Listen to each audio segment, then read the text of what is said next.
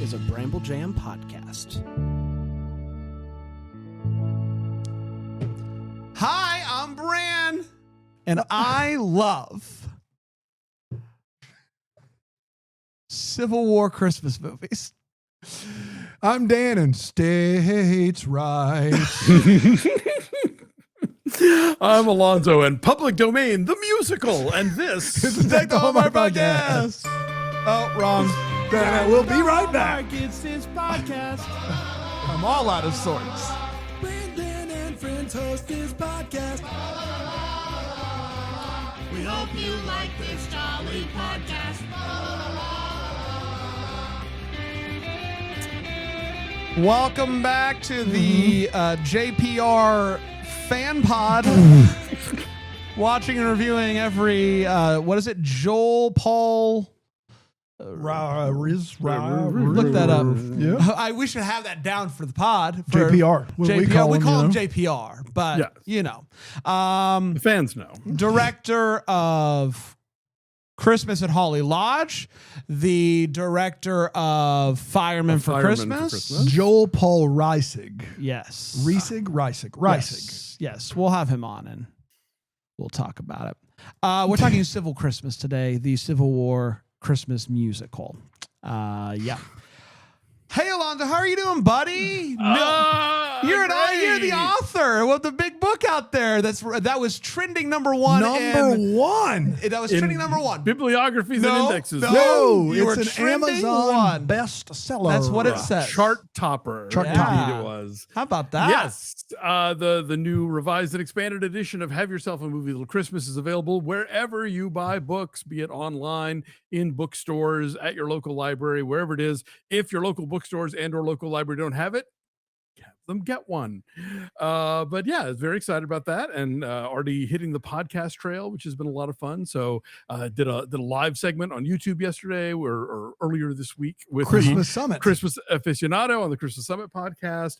Talked to the Sounds of Christmas and Holidays After Dark and Christmas Creeps, and more to come. So you will be right well as sick of me by the time the holiday season is over, because I have not yet begun to podcast. Alonso, the Christmas press circuit, it's brutal out there.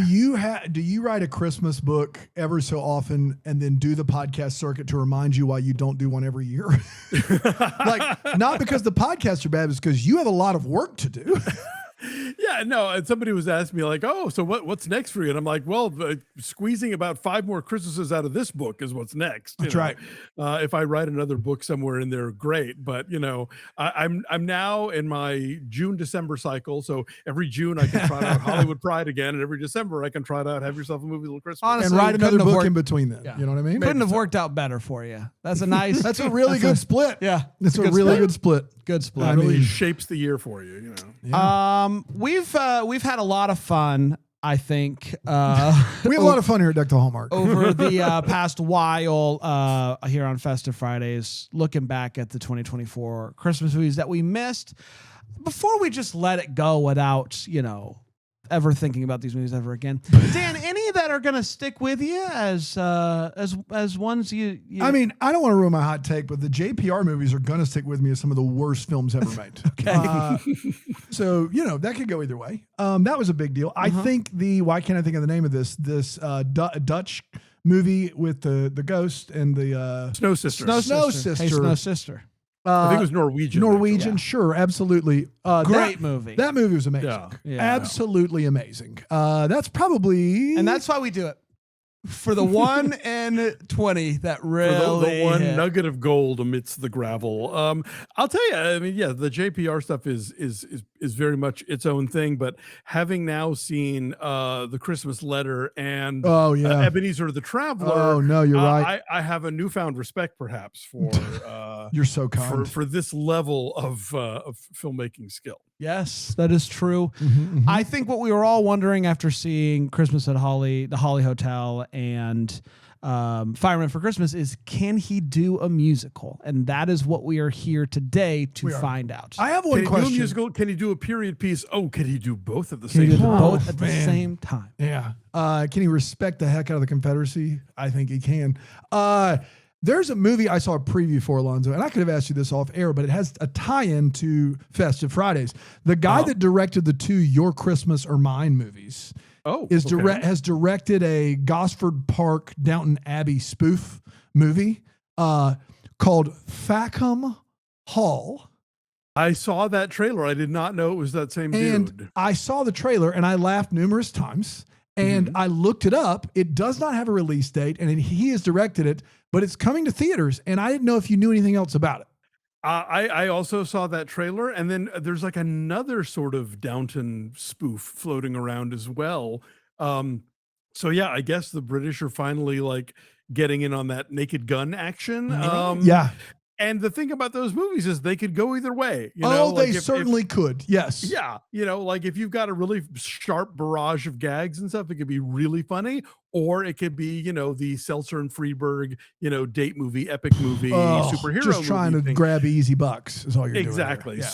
So I don't know, but the fact that they got the guy who did the two movies that we did enjoy is a little bit of a promising sign. Yeah. I mean, the Naked Gun trailer didn't work for me at all. And then that new Naked Gun movie I thought was hysterical. It was like a 7 out of 10 hits over Really misses. great. It was amazing. Yeah. Well, let's get to the good stuff.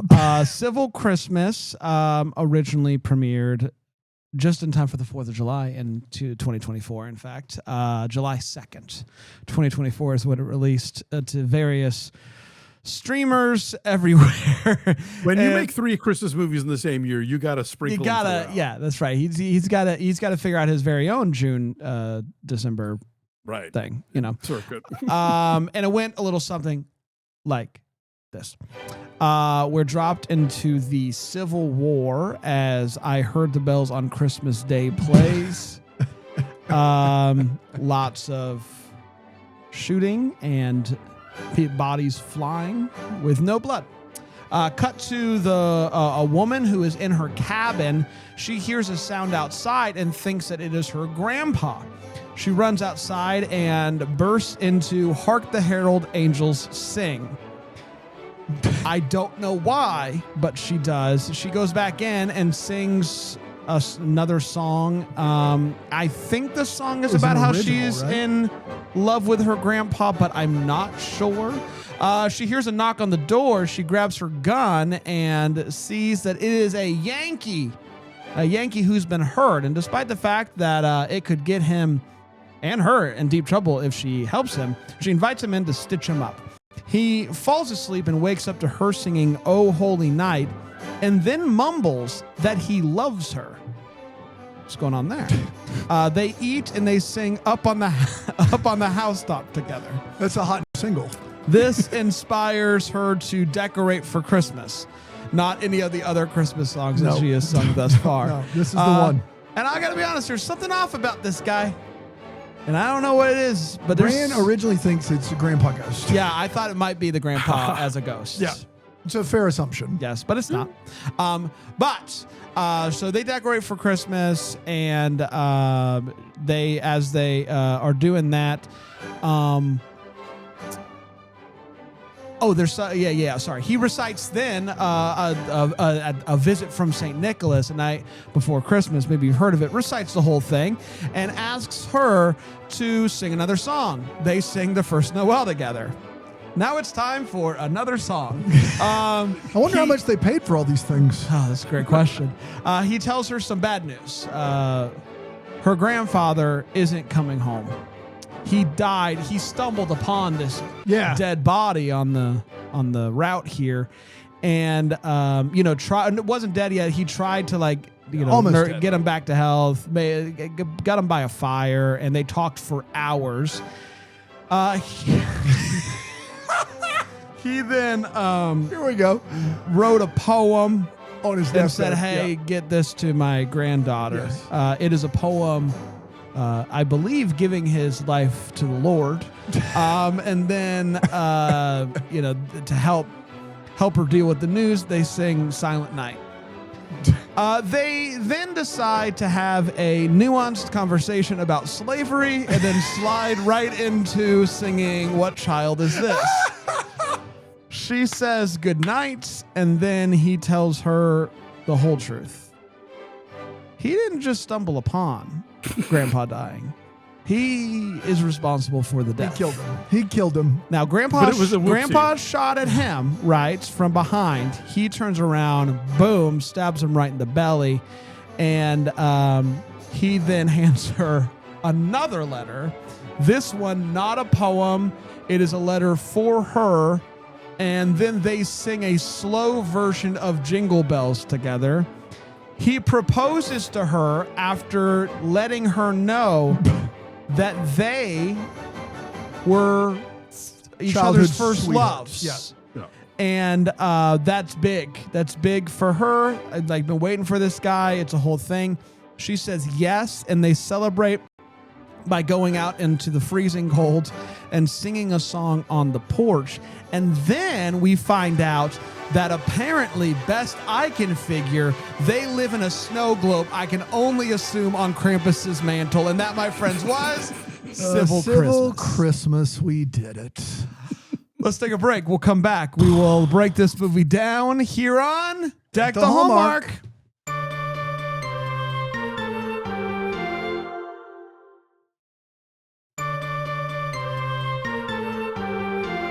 We did it. We're back. I don't know, man. It's time for Civil Christmas. Break it down. It's time. Let's do the hot take. I'm all frazzled. Yeah. This movie frazzled me. Let's get to the hot take and sort of share exactly how I felt about this movie. Alonso, how you doing? Great. I'm great. So I kept waiting for Dean Martin to come out because this is less a movie than like a setup for a Christmas special, right? Where like it's two people in a room and like we're just going to sing a bunch of songs and there's like enough of a plot thread to sort of keep this going. And I literally thought that like the Gold Diggers were going to come bursting in at any moment to do a medley. I will say that they've done enough research to know that they can get away with these songs as being the Civil War. They're cutting it close on some of them. Yeah. But they count. They're in it, and so these two are obviously paying close attention to the hit parade because they know the newest and the latest. But yeah, this movie is pretty bad, and he's definitely going for something different than Fireman and Holly Hotel. Mm-hmm. It's not better per se or even good, but it's different. It's different. It's different. They're different. That's true. He did prove that he can do different. That's right. Yeah. Anything else, Alonso? That's it. Yeah, it's weird. It's weird. It's a weird movie because I was concerned last week. Remember, I was like, it says it's a musical, but like, There's no way. Don't get your hopes up. There's too much singing per capita. This movie is a lot of singing. And you know how sometimes, hopefully with a musical, like the music is used to like move the story, to move the story along, maybe or deepen the characters. Yes. Yeah. This is not that time filler. It is like the song choices. It never quite makes sense. The sliding into what child is this after talking about slavery was one of the funniest things I've ever experienced in my life. It was hilarious. I will give this movie this. I didn't see the twist coming, and maybe I was outthinking the room here by assuming this man was the ghost of her grandfather.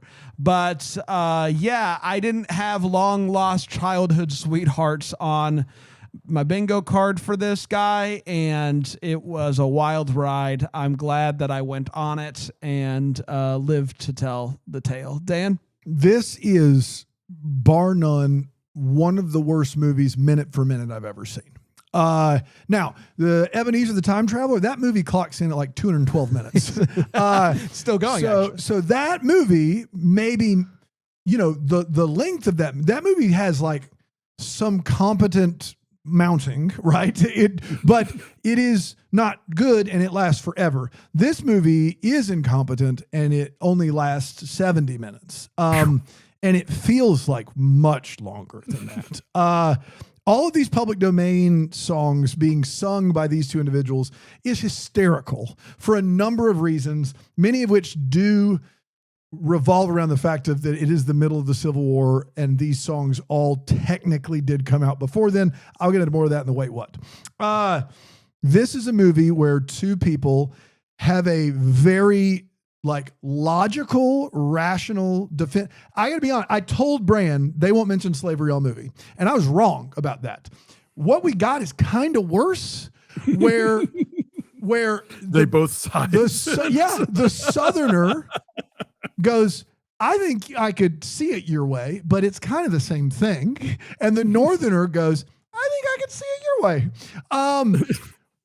What? Excuse me, what? There are a lot of seminal moments in our nation's history that remind you of how the system was built around favoring one group of people and not the other. And they have decided that the both sides is the way to go here. Should have just not said anything and let us believe the best about you. I didn't, but at least you could have left, better not to open your mouth to prove you're stupid, or however that goes. That was a scene. And they both are like, yeah, I can see how that's a problem. I can see how yours is a problem. What child is this? But then that whole conversation ends with, I think, a women's right joke. Yes. Into what child is that? Yeah, basically, this woman's defense of slavery is that they're still treated better than women, which not true at the time, not true at all, not true even a little bit, and two, that they never care about women. And I get it. Women had to wait much longer for voting rights. But in 1864, in the Deep South, nah, man, no. Absolutely not. That's crazy. This crazy town. And if there were any Northern sympathizers in the South, they were predominantly white women. So because they knew they were in a similar boat. This is crazy. It's crazy to surround it with public domain Christmas carols. You've lost your mind. This movie also cost less to make than Clerks, and I'll stand by it. And I've not seen the budget. I just loved at least 3 or 4 times. One person says to the other person, "Will you sing me another song?" And Would you? Would you sing me another song? Oh my God! It's time for all the feels. Play We're it again. Is that's what's his name? Gosh darn it! Never mind. Let's move on. Humphrey Bogart. David Bowie. Is that David Bowie at the door? Is that David Bowie? David Bowie's at the door. David, come in. Sing us a song, will you? Let's get to all the feels. Alonso, anything in this movie give you feels? There was one scene where I saw people's breath. Yeah. Inside. By the fire. Yeah. Yeah. Yep. Which I was like, okay. Yeah, it looks cold, man. Yeah. It's true. They go outside away from fire. Not so cold. No. But inside. That's kind of it. So I'll say this. Whenever they did the exterior shots, Dan, you pointed out, looks like a snow globe. And it was. So that was interesting. Was it a snow globe, or did they transition to a snow globe?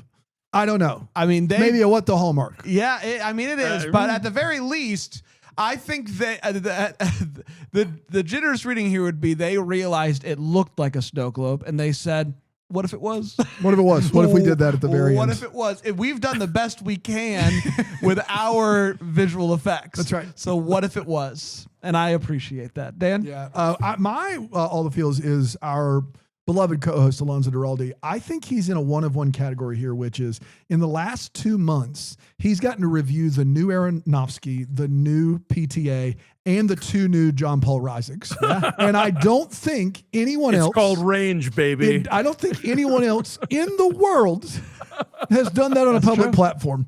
That is an absolute out-of-whack stat of the week. There's a film critic, a real professional journalist, who reviewed the new Darren Aronofsky, the new Paul Thomas Anderson, and the 2 new John Paul Reisigs. That's right. Ripley's, you hear that? Put him in the book. He's one of one. And you know what? To that I say, you're welcome, Alonso. Couldn't have done it without you. That's We right. are here to make dreams come true. Could not and would not have done it with us. Let's take a break. We'll come back. We'll get to the wait, what, and the what, the hallmark here on Deck the Hallmark. You want a question mark? Yeah. I'm Ron Burgundy. Hi, everybody. Welcome back to everybody who's listening wherever you listen to podcasts, watching on the YouTube. It is great to be heard or seen by you. Today, we're talking Civil Christmas. Yeah, we are. And to everybody who watched it for this program, sorry. It's time for the wait, what? It's where we talk about what in this movie made us go, wait, what, aside from All of it. being just existing. gestured to It's all very of it. essence. Alonso? Yeah, this is a highlight the whole page situation. Yes, it is. Okay, at first I thought, oh wow, JPR is going for cinema here. Like this is elaborate, and then I realized, oh, this is like Civil War reenactor stock footage he borrowed Yes. from somebody. None of it he shot. Correct. This is not germane to the rest of this film in At any all. way. It's just he's laying out a table with somebody else's tablecloth. When she is singing to him as he is, passed out in the cabin, I wrote down, knock it off with the singing. I'm trying to sleep. Yeah. Because Yeah. she is inches away from his head, like belting out. Turn a candle down, lady. Like make Yeah. it a place where the injured, just shot man can get a good night's sleep. A nap at least. Yeah. Yeah. So I think Dan and I were both looking these things up during the movie. Up on the Housetop came out in 1864. Here we go. Let's get Which to puts it. us, so we are late in the war. We better be. Deck the Halls was 1862. Yeah. So these are the kids who are like, they got the bootleg tapes from Europe. That's right. Like, they are on the case with the hot new single. That's let, right. let me hit you with this, just to make this even worse for Mr. Reisig. The record player was not invented until 1877. Right. So how is a cabin in the woods in the Deep South during the Civil War getting a hold of these brand new hits?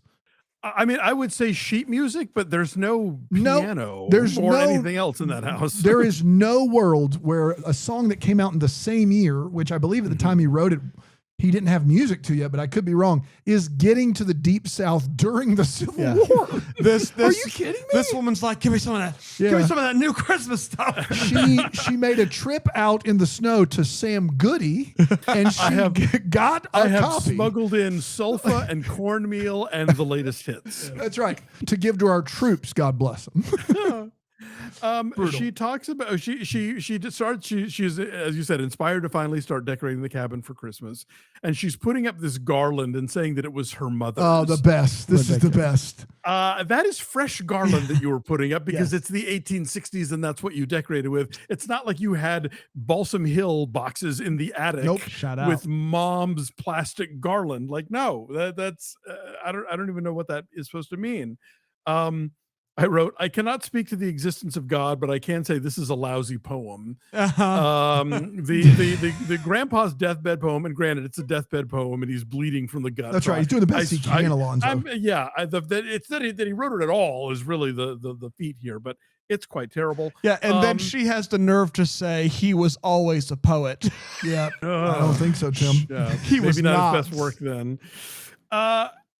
Okay, it's winter. So the ground is going to be, a little tougher to manage than usual. And he has this bleeding, awful shoulder wound from Grandpa's bullet. And we are expected to believe that he buried the old man under an oak tree. That's So he hysterical.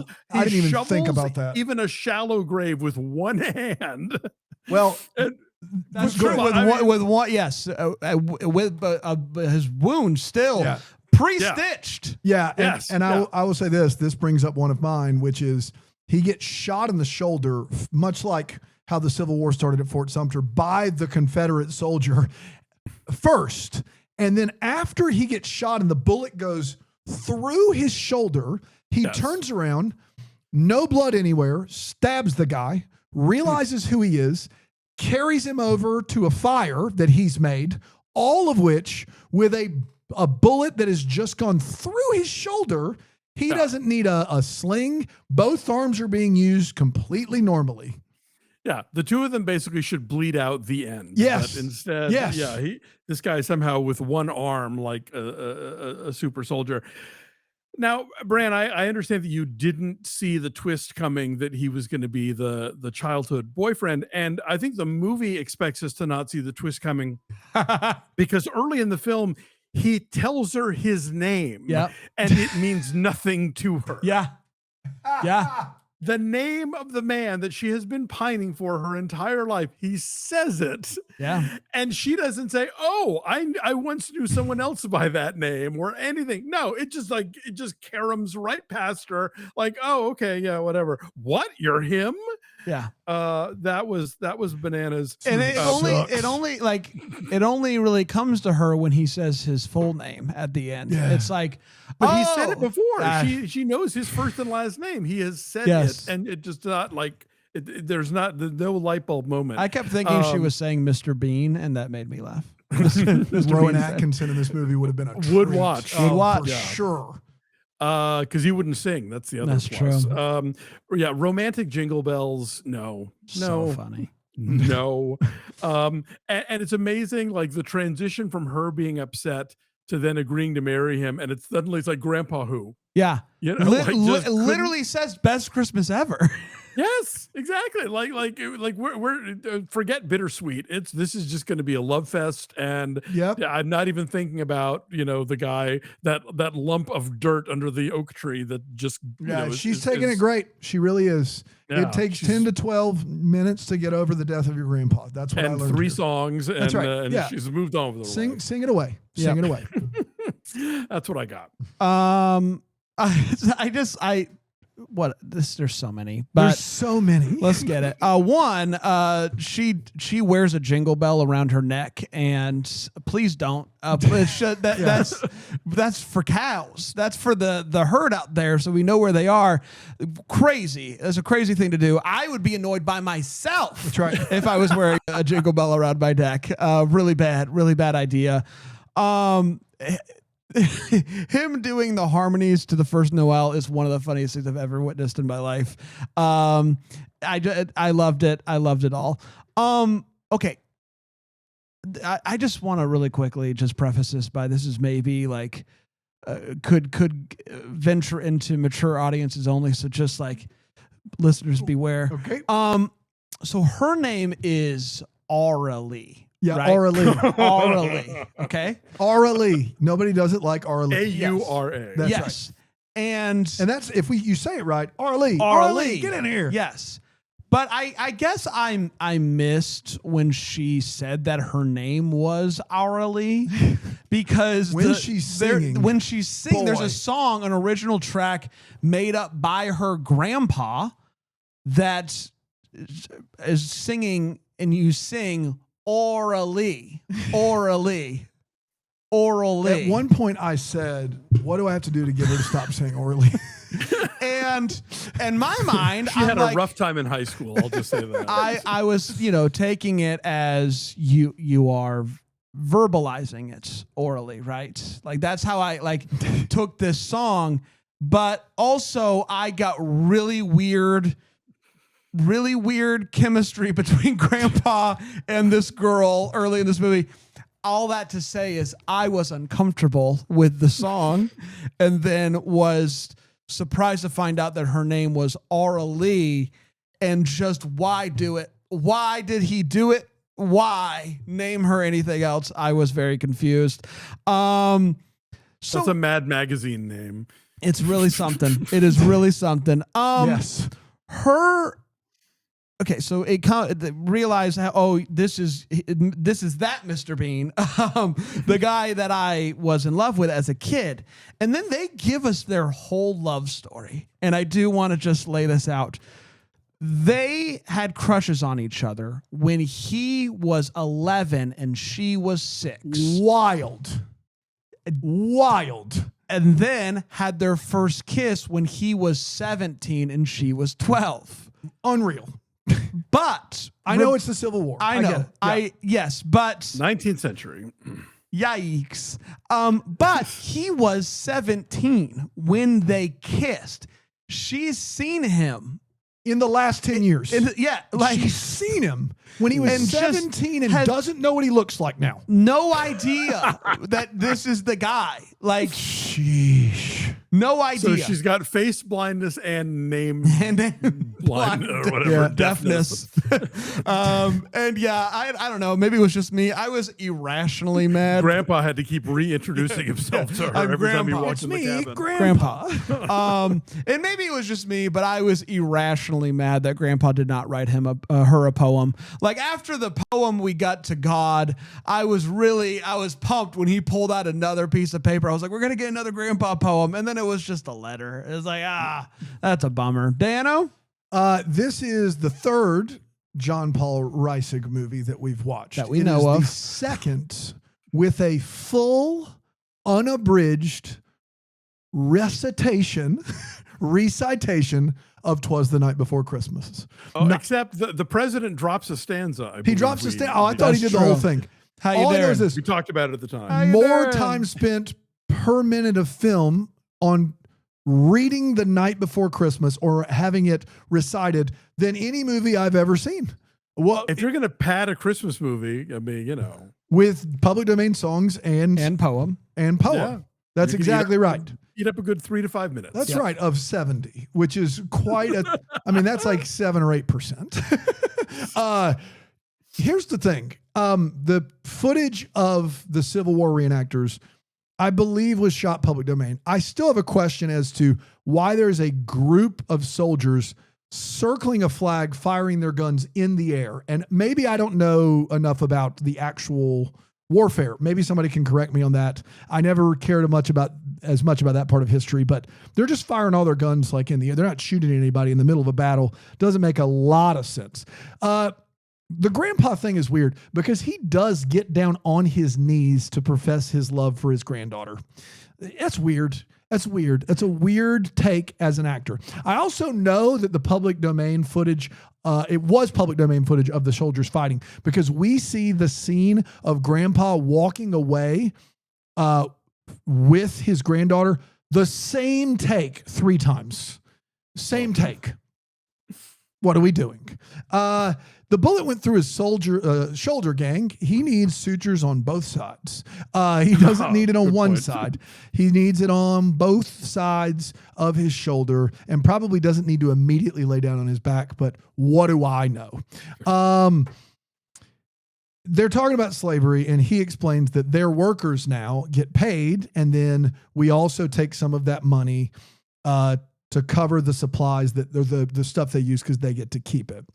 And she says, that's the same thing. Okay. Well, there's that.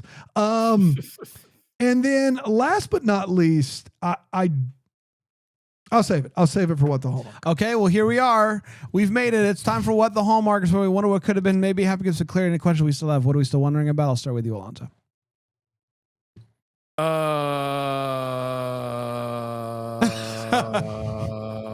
I got nothing. Alonso's over here doing bits. I would like to use this time. There are no written reviews on IMDb, which I was disappointed by. But I did find some comments on the YouTube page Encourage TV that has this movie up in its entirety. Here are these comments. 1, such beautiful voices. No. Loved the movie. Thank you. Another, this was such a great movie. It's never too early for all things Christmas. Thank you so much for sharing. And then a lot of Christmas emojis. Another one, forgiveness and love. Beautiful story. Thank you for sharing. Another one, I would be thrilled to see this movie every Christmas. The powerful singing, the beautiful mixture of drama and lightheartedness, and the story of redemption. All winners in my book. It is almost like someone may have been manipulating those reviews a little bit. I don't want to accuse anyone. Friends and family, I think. Shout that's out to what the we're looking friends for here. and family. And if those same friends and family are watching this review on YouTube as well, also, hello and Please Can send I my interest you in a Bramble Jam Plus subscription? please send my regard to JPR. JPR. Dan? So this movie does a lot of weird West Virginia history that is pretty revisionist. And I'm just confused as to it's clear they take place in Virginia. We see the battle flag of the Army of Northern Virginia, which you know is the Stars and Bars. We see that on the battlefield. We also hear a lot of talk about this. And the problem is that West Virginia was a part of Virginia. West Virginia wasn't initially a border state. West Virginia was like the kidney on the head of Virginia. It was like a part of the great state of Virginia. And where does the Mountain Mama fit into all take of me it? home. The West Virginia, which could have definitely had people that wanted to fight for the Civil War, made a decision as a state at the beginning of the Civil War or close to it to not secede and to stay with the Union for the very fact that they believed it to be better for their state. And so they made a state. They made a state. There was not, West Virginia wasn't on the fence and it was like, this state's been around a long time. We're going to stay with the Union. They were part of Virginia that was at war with itself. And Robert E. Lee stayed with Virginia because he couldn't see fighting against his family members. That's a big talking point of the South. The folks in West Virginia said, not only do we want to stay with the Union, we want to start our own state to do it, giving the Union more votes to pass through legislation, giving them more access to supplies and funds. This was not some you can't start a state with a 50-50 split. You can't do it. The folks who started the state were on the Union side. And I can only imagine that was to make this movie show that there were good people on both sides or that there were Southern sympathizers. But it would be a lot less revisionist history if you showed some people on the North from Virginia.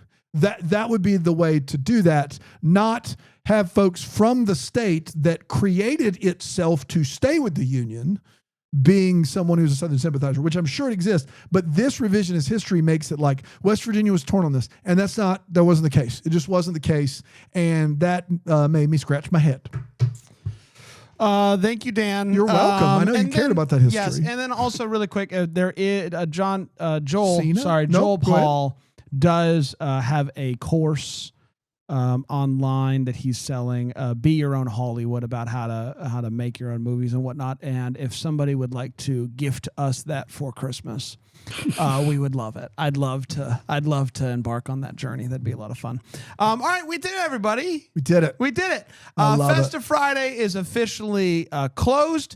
Next week, for the next 2 weeks, next 2 Fridays, we will be 2 more Fridays before the movies start. Yeah, that's exactly right, Dan. Yeah, that's exactly right. Why can't we do 2 more movies? Because we're doing 2 more previews. We're doing the preview shows. Preview show. That's right. The entire DTH family will be once again coming together to preview. And that is it's in only lieu 24 of the October preview show. I do have that in writing. No. What is going on? It's different. It's different. We do them monthly unless we do 3 in the month of October. Yeah. Well, there's more than 3 movies in October. 3 preview shows. Oh, yes. Yeah. No, well, but those aren't Christmas. And I didn't have enough information to add them. You get it. You understand. Don't act like you're playing dumb. Okay, look. You're playing dumb. I don't want to hear this. I don't want to do it. We did a first look. We did a kickoff. It's a 4 for 2. Stop it. It is. You both stop it. No. You know what I'm going to do? Where? And the thing is occasionally we'll get a comment or an email that says, I love the preview episodes. I live for the preview episodes. You're not helping. You're someone that is listening to every episode, and we thank you dearly. But the folks that aren't have to show up and go, what the F is this? Guys. From the 38 comments on the reel from a couple weeks ago about the preview show. Some people, here are some reviews, very similar, I think, to the reviews on the YouTube. Maybe people are, double dipping, or maybe it's a Joel Paul Rising situation. I saw a preview episode on my podcast feed and actually cheered. I adore them. I was a bit disappointed that this episode was only 20 minutes long. Long live the preview show. Preview shows give me life. All preview shows all the time. Love me a preview show. I'm not going to lie. I see a preview show in the lineup and immediately move that show up to the top of my mental podcast queue. The people love the preview shows, Dan. It's a lot like the reviews for Civil Christmas. I didn't pay for any of those, and I don't know any of these people. We're going to be back next week with some more. Come on back for that. Until then, may the first to wish you a Merry Christmas.